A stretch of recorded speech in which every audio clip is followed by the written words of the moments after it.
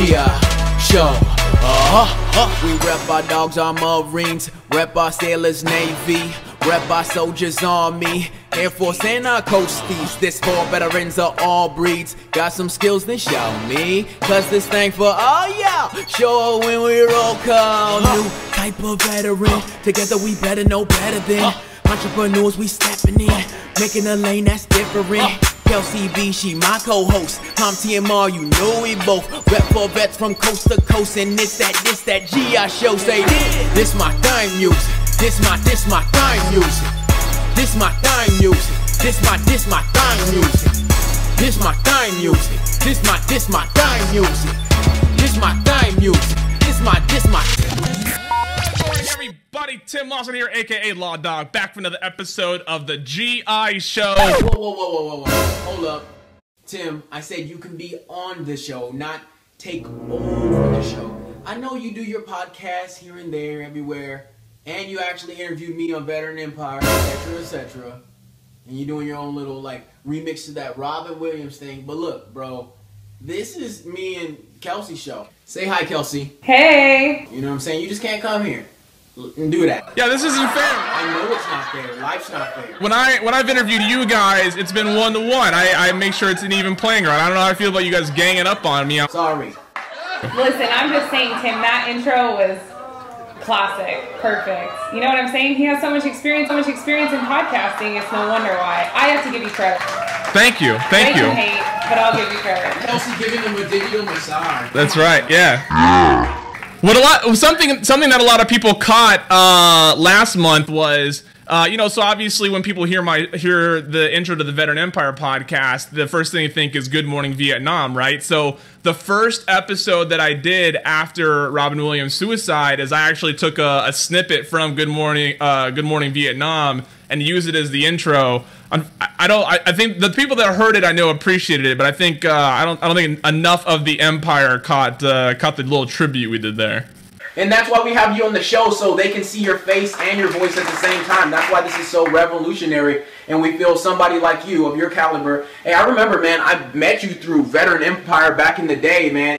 I just think what you did for them is so great, you know, the podcasting and stuff like that. So I wanted to be influenced by you and take it to another dimension on the video side, you know, with music and variety and stuff. And I had to pay the favor back and have you on my show. It just was only right, man. You know, I had to do it like that. So, I mean, I'm pretty sure everybody out there is going to know your name from now on. Tim Lawson, a.k.a. Law Dog, a.k.a., you know, the guy who's trying to take over my show. But, you know.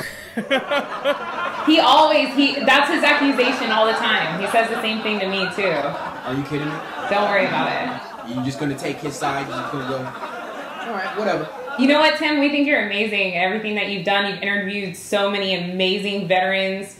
We're really here to learn from you, too, because, you know, I give you mad props. I'm just saying, again. Thank you. Digital massage. Digital massage. Whatever you want, but, so, you know, you've been doing this for quite some time. The Veteran Empire podcast is actually, we just hit 6 figures in downloads recently, and we're coming up on episode 100, probably the week of Veterans Day. Wow. What an accomplishment. That's right. 100. R. Sonic, you've been on the show twice. Kelsey, you've been on the show once. We've had Tim Kennedy, Rourke Denver, Jake Wood from Team Rubicon was a recent addition. I mean, and it goes all the way back to like when I had Q from Veteran Empire on as like the first guest. So it's been a really interesting journey, and I've met so many veterans. My network is so vast because of it. It's probably the biggest benefit I've gotten from the Veteran Empire podcast. So awesome. Didn't you also interview Shannon Erkey? I've interviewed Shannon Erkey twice. Wow, awesome. Yeah. Girl crush. Just saying. Actually, one of the first interviews, I was able to get her right after she was in Hometown Hotties and Maxim, which was just enough to get my foot in the door. A couple years later, she gets the cover of Maxim, and I was like, "Hey, Shannon." Hey, Shannon. How about we do another podcast? Yeah. Hey, Shannon. Shannon. You know what that is, right? I do have to say, I think she's actually taking a step aside from her career in modeling to finish her education, so I don't know how much time she has for promotions and stuff, but I will definitely put in a good word. Education we promote that. I go to school and I have a job and I do this. I do something else. I'm a host of something. Anyway, back to you, man. Hey, dude. So like, Veteran Empire podcast. You said 100th episode podcast that you're about to do. How does that feel, man? It feels, I mean, it feels amazing. It's been about 2.5 years, and we're coming up on episode 100. It really is amazing to look at something that's been such a huge part of my life and realize that it's coming up to such a strong milestone, both the 6 figures in hits and the 100th episode. Because as you both know, the 100th episode will be my last with Veteran Empire. That's a huge announcement. But I haven't got an opportunity to really make the public and professional announcement. But after some long talks with Q and B and like the direction of the brand and what I want to do professionally, I just decided it was best to wrap it up at episode 100, not force anything past that. Let them take the brand where they want to go with it and continue with the efforts that are really important to me. This just in, we got some breaking news. Now look, y'all talking about my salute. I got things to do. I only had 3 hours of sleep, and I had a coffee in my hand, and I saluted with it. Oh well, get over it, TMR. Salute, salute, salute, salute. I've been you know where. I am you know who. Who are you? Salute. I'm the president. Salute. But who are you? You know what to do when I enter into the room. To tell you the truth, I can care less. Yesterday, nobody cared less. But now that the GI show up, everybody acting like we friends. Everybody acting like we met. But back then, I was just a reject. So the only thing I want from you, I demand my respect. Salute. For all of the thing that I've been through. For all of the thing that I lived through. Do what he say in the intro. I was over there with the 9-pounder. Mag on my waist with the gunpowder. 0 dark 30 in the early hours. Y'all don't really hear me, so I say it loud. Fighting for my trophies, toting toolage. Yeah, the Uzi shooting at the bad man till his zombie bully brain. Evil is so resident. I will always represent for my troops and veterans. Don't worry how the president. Salute, salute. I've been you know where. I am you know who. Salute, salute. You know what to do when I enter the room. Dang it, TMR. You got Michelle over here twerking it. She's breaking it down like some chemistry. Education, we love it. Kids, stay in school. Stop worrying about saluting. By the way, Marines don't care. Back to the GI show. Government approved. Thanks, TMR. It was no problem, man. Hey, need me, man? Call me up. I'm here. I'm always here. Come on, we gotta keep it moving, man. Back to Tim. Where is it that you're going, Tim? Like, can you give us like a visual of where you see yourself and so I have Lawson Entertainment, which is my own personal business, and I'm offering podcasting services to organizations that can really benefit from the programming like this that don't necessarily have the resources, the personnel to do it. Team Rubicon, First Priority of America, they've already been a couple interested clients. People, Lock and Load Java, who was the sponsor of the Veteran Empire podcast, they said they want to continue working with me and maybe do a podcast for their own site. I want to stay in the veteran space somehow. I've talked to Oscar Mike about possibly doing a program with them, but I feel like I'm almost committing like veteran clothing adultery if I went from Veteran Empire to Oscar Mike. Wow, look at you! You just but Noah Courier, who owns Oscar Mike, is an amazing person. So I've contacted him. It sounds like they have a lot on their plate already, so I don't know if we'll be able to work out something. But the veteran space is a really important space for me to still be in because I'm well connected. People know who I am. It was actually really humbling, the response that I got from a lot of like my friends and family when I mentioned that I was leaving Veteran Empire, because I didn't even realize how much VE was a part of my life until everybody showed how shocked they were that I was leaving. But but past all that, obviously the One Too Many Veteran Suicide Project will be the focal point of my my professional life moving forward. As you know, it is the month to recognize that and to bring awareness to suicide in the veteran community. And obviously it must be a huge thing and have a special place in your heart, and that's why you opened up the One Too Many. Can you tell us a little bit more about that? Back in December, I was walking around DC, and I had just gotten done reading some articles and watching some videos on like Huffington Post and Washington Post, stuff like that.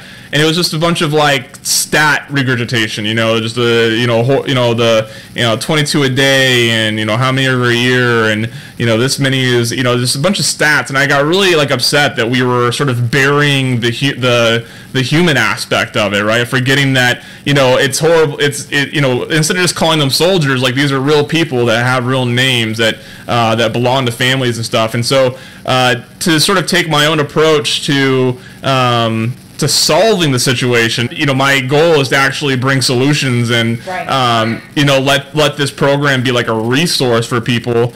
I decided that I was going to create a podcast series that was going to be veterans and families and friends of veterans that have lost a veteran to suicide, having them come forward and tell their own stories of surviving suicidal behavior or losing someone to suicide, and let people hear like the real experience that they had and learn from it. The number one resource we have in this whole epidemic is the veteran. And that's what's important, man. This is not just for veterans. This is also for the whole community. We're trying to bridge the gap between veterans and the community. And people need to realize that this is bigger than us. This is not just about me. This is not just about Kelsey. This is not just about you. This is about the veteran community. This is about the civilian community. This is about the community in general. People need to understand that. If it's not already clear to everyone that we are each other's number one resource, veterans themselves, and that's just so powerful. And the GI Show has a mission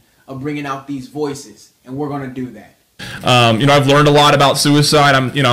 I've survived my own suicidal behavior, which is, I start off the first episode of the podcast tells my own story, and I've learned a lot about it. And what was originally going to be a finite project, 'cause I didn't think it was really going to last that long, has really turned into the focal part of my career.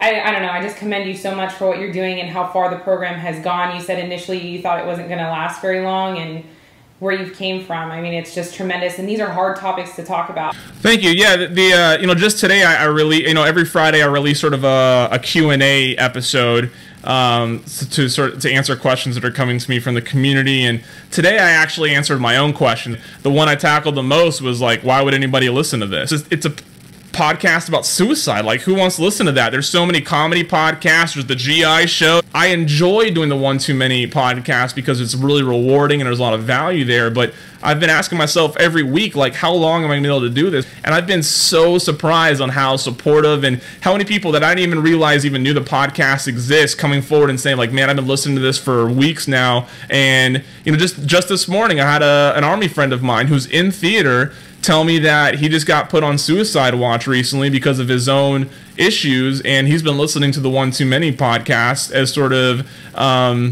his empathy. That's what they need. People need. That's what our brothers and sisters need out there. People like you. I'm not out there saving lives, right? I'm not tugging people down from a ledge, but I am trying to communicate ideas that people can implement in their daily life that are possibly going to save people from a place of depression and help them cope with their PTSD, etc. You are saving lives in your own way. I mean, through some different kind of therapy. It might be unconventional and it might not be person to person sometimes, but somebody can hear something. And a lot of times when, they need something to listen to and you're there for them, they feel like they can relate and they have a reason to be here. So I have to say that you are saving lives in your own way. Thank you. I appreciate that. Right when I first got out, I know it was hard for me because I had no other Marines or no military around me. A lot of times when you kind of like, mix and mingle in with the civilian populace, they don't understand how your brain works. You might say something that's kind of harsh that you're used to saying amongst your brothers and sisters because you're more comfortable and you feel alone in this world. Have you thought of any like a bigger like idea as far as like like maybe a meetup with, you know, with our brothers and sisters, like a 1 2 many meetup or something. So like for like camaraderie, to let everybody know that, you know, they're not alone. Yeah, I mean, and it's, you know, it's really important that you bring that up, because that's one of the, if you ask any veteran that gets out, you ask them what's the one thing they miss the most, and camaraderie is going to be your #1 answer 95% of the time. I'm close with so many people, but yet I don't feel like I have camaraderie with any of them. And to answer your question, I'm not going to be doing that on my own. One thing I think that veteran organizations do too much is stretch themselves too thin, trying to be the one-stop shop for solving veteran problems. And it drives me crazy when I see an organization that has so much potential decide that they're going to solve every veteran problem, and then they end up solving like none. It's hard because you have a lot of people who want to do things for veterans, and once you get in that veteran community, you realize that there's veteran homelessness, veteran suicide. There's all these different types of issues that we're trying to make a difference in, but it's hard because if you're not specified, if you don't stay focused within one area, well then what really are you accomplishing?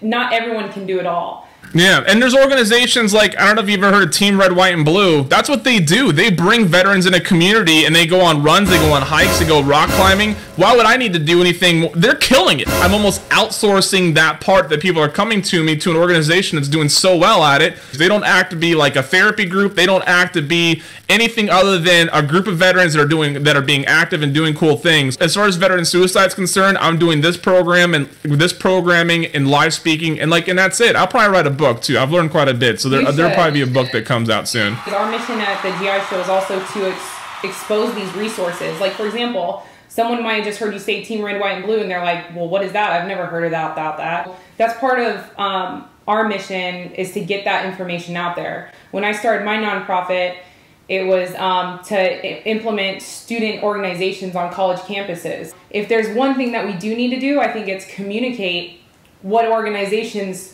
do what. I'm telling you right now, half of them that are out there that are like getting people's money are not very good at doing what they do. You're wasting people's time and money because you don't actually know how to drive your own mission, because you don't actually have it narrowed what your true mission is. When people start feeding me money, how exactly is it going to be spent, and who's going to benefit from it? And I think too many people are like, oh, we want to stop suicide, give us money. And people are like, oh, I like that cause, here's some money. And they're like, and then that's it, right? They don't know what to do with the money. They have like they throw like a 5K. They don't know what to do with their hands. They'll dump ice on themselves. They'll do something thinking that it's gonna. I joke. The Ice Bucket Challenge was actually a milestone in society. I'm gonna tell you right now. We like to have fun here, Tim. So it's fine. Hey, joke away, man. We're just gonna add little sound effects and stuff in the background. You know what I mean? Like.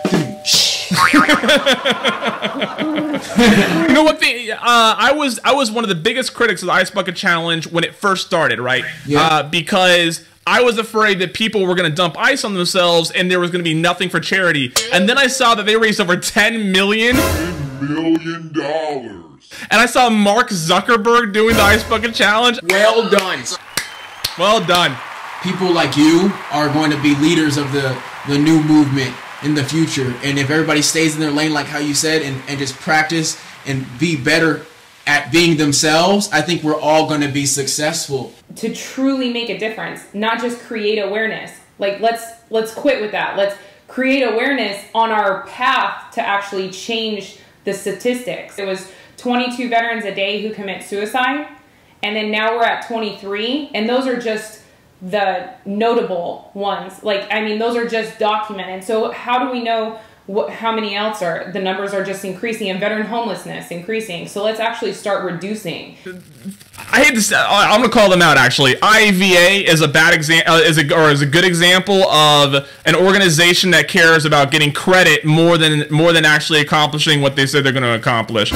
I see them all over the place. I still don't actually know like what they've done. I see their like logo all over the place, and I see them doing a bunch of events, but I'm like, what is actually happening here? And they definitely put the recognition of the brand first. There's too many people that like they want to be so veteran focused that they forget to bridge that gap between the veteran and the civilian divide. There's one thing that veterans experience that could cause them to go into depression, PTSD, and stuff that a civilian hasn't, and that's combat. It's the only thing that a veteran experiences that a civilian can't. Like when it comes to transition issues, you can't get a job, can't feed the family, can't, whatever, sexual assault. This is all stuff that happens to everybody. I'm focusing on veteran suicide because I am a veteran and I care about the veteran space, and I think it's a good niche to be talking about right now. This is people stuff. This is human race stuff. It's still post-traumatic stress. Just because you received it, this person received it in combat and this person received it in a horrible car accident that took their whole family, it's still PTS that you can both empathize on the fact that you can't sleep at night, you're having a hard time, around loud noises, stuff like that. It's just crazy how you can relate both worlds, and we can see how passionate you are about this, Tim. Like, that's how we both get when we're talking about veterans, and it's so awesome to see you in this space and to hear you talk firsthand. I went to a conference in the middle of Pennsylvania to talk about veteran suicide. Everybody else on the bill was a PhD, a PsyD, something like that. I was the only one that just said Tim Lawson, USMC. I went in there, and I was on my way out. All these students were like, "That was the best presentation we've seen all day." And it's not some scientific bullshit that people can't wrap their heads around. Things that everybody needs. Suicide prevention does not get put at the same point where we try to prevent other things. When you try to prevent heart disease, you eat right, you exercise, you treat your body right way before a doctor tells you that you're gonna have heart disease, right? So why is it suicide prevention starts coming into place when we see someone going towards the ledge? Suicide prevention needs to start taking place long before someone ever reaches PTSD, depression, whatever it may be. Absolutely. This is awesome. It's great, man. You have a lot of good information here. And one more thing. I want to give a special shout out to Antonia Marquis. She's awesome. She made me this awesome GI Show sign. And does this.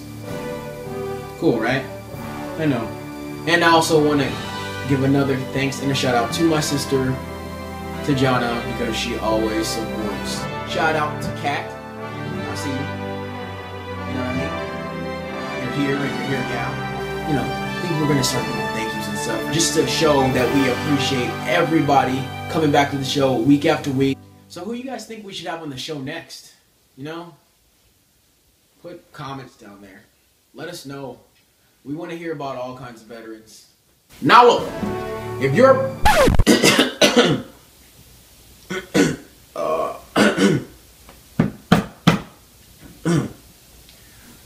if you're a veteran that has a story to tell, experience to share, or have a talent that you want to display on the GI Show, holla at me. And Kelsey, of course, and she's my co-host. I gotta say that. Hit us up at thegishow1@gmail.com. Yeah. Thank you. Thanks. See you next week.